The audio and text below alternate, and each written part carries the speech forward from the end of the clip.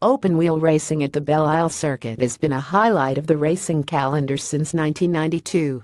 The race has often followed the crown jewel race, the Indianapolis 500, to kick off June. Since 2012, the race has been part of the Indycar schedule each and every year. But if some nearby residents have their way, the future of racing on the island looks bleak.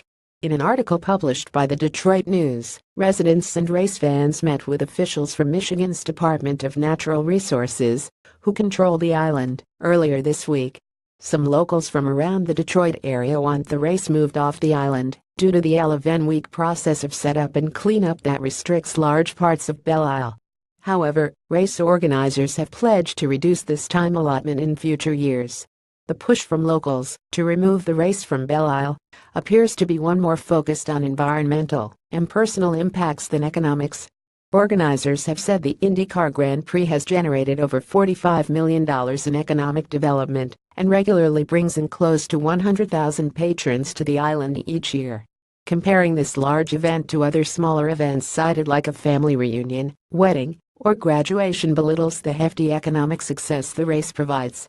In all fairness to the discussion surrounding the event, the Department of Natural Resources is doing their due diligence.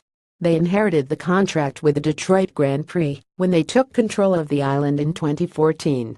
The contract is set to expire in 2018, meaning renewal could be an option going forward. Otherwise, it is possible that the race could move to another location in Detroit or cease to exist once again. Moving the race to another location in Detroit, however, would seem unlikely. Shutting down city streets would prove to be more of an inconvenience than using Belle Isle for IndyCar. Furthermore, racing around the Detroit skyline or their other sports stadiums pale in comparison to the scenic views along the racecourse at Belle Isle. If the race is not allowed to continue in its current location, it would seem unlikely the race would continue at all in Detroit.